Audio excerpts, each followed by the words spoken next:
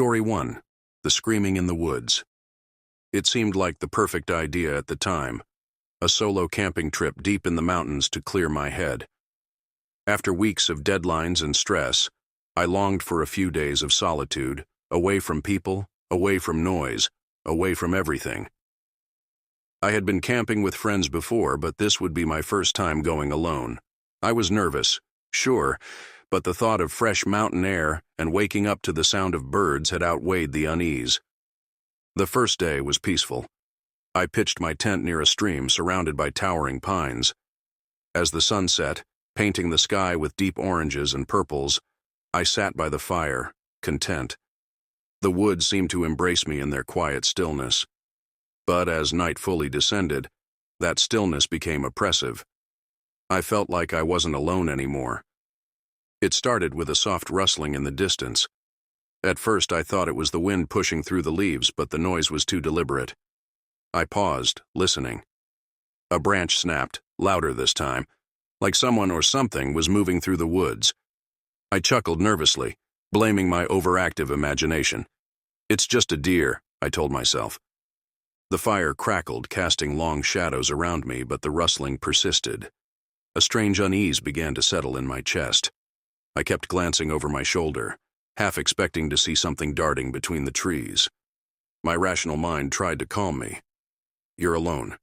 There's nothing out here. But then, a sound sliced through the night. A scream, far off, but unmistakable. It wasn't human, but it wasn't animal either. It echoed, bouncing between the trees, and for a moment, I thought maybe it was just my mind playing tricks. But then I heard it again, closer this time. A high-pitched guttural shriek that sent a chill down my spine. I grabbed my flashlight, my heart pounding, and scanned the woods. Shadows danced in the beam of light, but nothing was there. The scream came again, louder, as if it were circling my campsite. Every instinct screamed at me to stay put, but I couldn't help it. I had to know what was making that sound. I ventured a few steps into the dark, clutching the flashlight like a lifeline. The forest seemed to close in around me, the trees looming like sentinels, their branches clawing at the sky. The air was thick, and my breath came in shallow gasps as I scanned the trees. The scream came again from somewhere to my right. I swung the flashlight toward the noise, but all I saw were trees, their trunks casting long, sinister shadows. My hands were trembling, the beam of light shaking as I tried to steady myself. And then I saw it. At the base of a nearby tree there were markings, strange, jagged symbols carved deep into the bark. They didn't look like anything natural. My stomach churned as I ran my fingers over the grooves. What the hell had made these? Suddenly the scream erupted again, but this time it was right behind me. I whipped around, the flashlight catching something hunched and grotesque, just beyond the reach of the light. It moved with an unnatural speed, slipping between the trees before I could fully see it. But the scream it let out, it was closer now, and more terrifying than before. I stumbled back, nearly dropping the flashlight. My only thought was to get back to the safety of my camp. Whatever was out there wasn't human. I was sure of that now. I reached my tent, practically falling into it as I fumbled for something, anything, to protect myself. My knife was the only thing I had, and it felt like a toy against whatever was out there. The fire had dimmed, and the darkness around me seemed to close in tighter with each passing second. And then, the screaming stopped. Silence fell over the woods, an oppressive, suffocating silence that felt even worse than the noise. I strained to listen, my ears picking up every tiny rustle, every crack of a twig. I caught movement in the corner of my eye, a shadow slipping between the trees, circling my campsite. It was there, watching me, waiting. My breath caught in my throat as I saw a figure just at the edge of the firelight. It stood still, hunched, its eyes gleaming in the dark. And then, slowly, deliberately, it opened its mouth and let out a scream, an ear-splitting, human-like scream, the kind that would haunt me forever. I don't remember how I escaped. The next thing I knew, I was running, tearing through the woods, not daring to look back. I left everything behind, my tent, my gear, everything. But no matter how far I go, I can still hear that scream. It's always there. It's always waiting. Story 2, The Disappearing Campers. I still don't know why we didn't take the warning seriously. There were 5 of us, me, Danny, Sarah, Chris, and Maya, and we'd all heard the stories. The locals called the place Whispering Pines, but the name had nothing to do with the trees. Rumor had it that people who camped there sometimes just disappeared. No signs of struggle, no traces left behind. The authorities would search for weeks, and nothing would turn up. The missing campers were just gone, as if the forest had swallowed them whole. Of course, we were young and stubborn. Urban legends didn't scare us. Plus, we'd been camping plenty of times before. This was just another weekend trip to get away from the city. But the second we drove into the woods, there was a weight in the air, something none of us could quite explain. Still, we set up camp like usual and tried to ignore the creeping sense of unease. The first thing we noticed was the silence. Normally, when you're deep in the woods, you hear all kinds of sounds.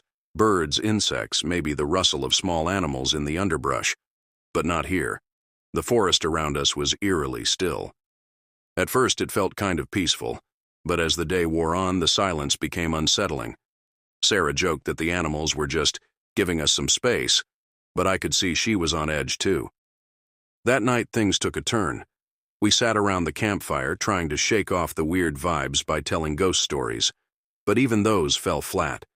It felt like the forest was listening, waiting. By midnight, we were all tired, so we decided to call it a night and headed to our tents. It was around 3 a.m. when I woke up to the sound of rustling outside. At first, I thought it was just Danny or Chris getting up to use the bathroom, but when I glanced toward their tent, I saw it was empty. I crawled out of my sleeping bag and unzipped my tent. The fire had burned low, casting just enough light for me to see the clearing. But something was wrong. Danny was gone. I called out his name, thinking maybe he'd gone for a late-night walk. No answer. The others woke up, and soon we were all outside, searching the area. There were no footprints, no signs of a struggle, just his empty sleeping bag and his shoes sitting by the tent. It was like he had vanished into thin air. Panic set in quickly. Sarah wanted to call the park rangers, but our phones had no signal out here, and it would take hours to hike back to the main road. Chris suggested we wait until morning, but none of us could sleep after that. We sat around the fire, jumping at every small noise, our eyes darting toward the tree line as if expecting Danny to just walk back out of the woods. But he didn't. When dawn broke, we spread out, searching the surrounding area. Still nothing. It was as if the forest had wiped him from existence. We decided to pack up and leave. Whatever had happened to Danny, we didn't want to stick around to find out. But as we were gathering our things, Maya noticed something strange. There were footprints in the dirt near the edge of the campsite, but they weren't ours. They were large, human-like, but wrong somehow. Too wide, and the toes pointed in strange directions. The trail led into the woods, but after a few yards, the prints just stopped. We tried to rationalize it. Maybe Danny had wandered off barefoot in the dark, disoriented, and we just couldn't find him. But none of it made sense. We were scared, exhausted, and desperate to get out of there. That night it happened again. This time it was Chris. We'd barely managed to fall asleep when I heard Sarah scream. She was shaking, pointing to the spot where Chris's tent had been. It was gone. Completely gone. No tent, no sleeping bag, no Chris. Just an empty patch of ground where he had been sleeping minutes earlier. We were down to 3, and none of us could explain what was happening. It felt like the forest itself was coming alive, taking us one by one. Sarah was a mess, sobbing uncontrollably, and Maya kept pacing back and forth, her eyes darting around as if she was expecting something to leap out from the trees. I tried to stay calm, but my heart was racing. We huddled together, deciding to take turns keeping watch. But by the early hours of the morning, exhaustion overtook us, and despite our best efforts, we all fell asleep. When I woke up, the sun was just starting to rise, casting long shadows across the clearing, and Sarah was gone. There were no signs of a struggle, no tracks leading away. Just nothing. It was like she had evaporated, just like the others. Maya and I were the only ones left. We didn't speak. We didn't need to. We both knew it was only a matter of time before whatever was out there came for us too. I don't remember falling asleep, but I woke up alone. The tents, the campfire, and Maya, everything was gone. It was as if none of us had ever been there. I ran back to the trailhead, heart pounding, never looking back. But I know the forest remembers, it always does. Story 3. The Watcher in the Trees. It was supposed to be a relaxing getaway. My partner Emily and I had been planning this camping trip for weeks, just a few days in the forest, away from the city, away from the stress of work and life. We chose a campsite in a national forest we'd never visited before. It wasn't too far from civilization, but far enough that we could enjoy some peace and quiet. The drive there was beautiful, the sun dipping low in the sky, casting golden rays over the trees.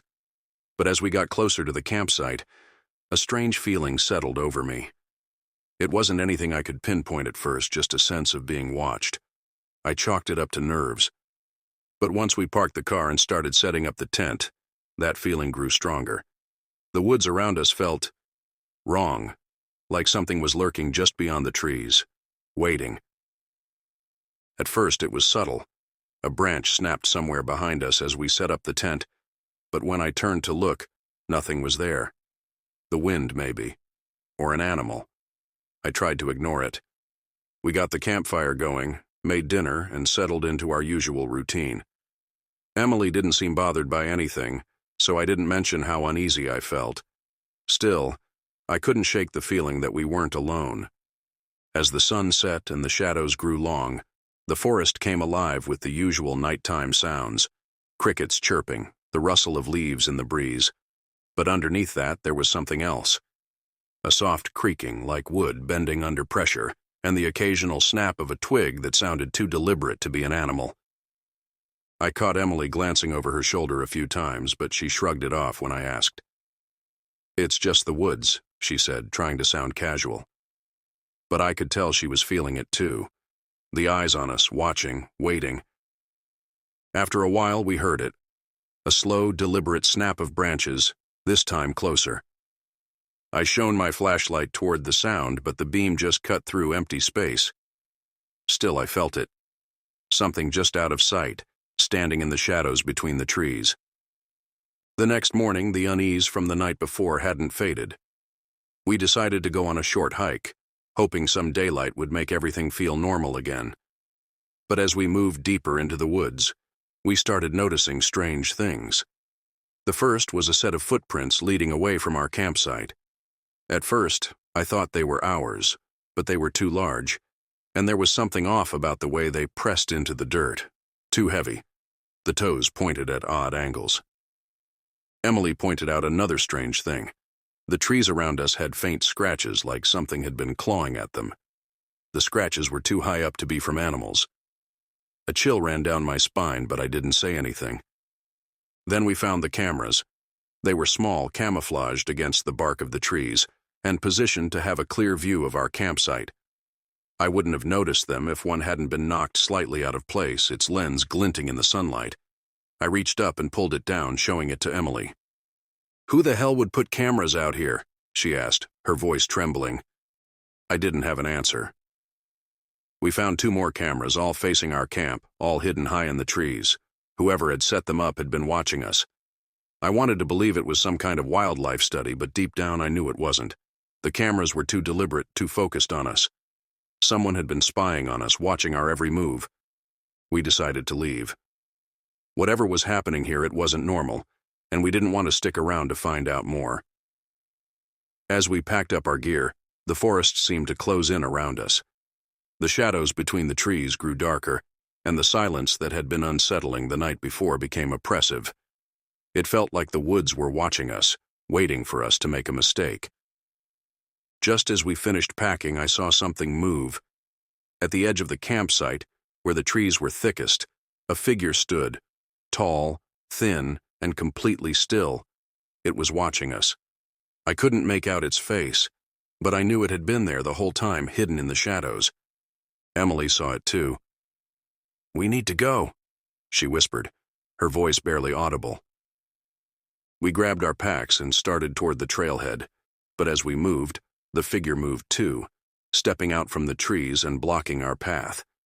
It didn't make a sound, just stood there, watching us with an intensity that made my skin crawl. We didn't wait to see what it wanted. We bolted, running through the forest, branches whipping at our faces, not daring to look back. We made it to the car, hearts pounding, gasping for breath. As we sped away, I glanced in the rearview mirror. The figure was still there, standing at the edge of the forest, watching us go. We escaped that night, but I can't shake the feeling it's still watching, waiting for us to return.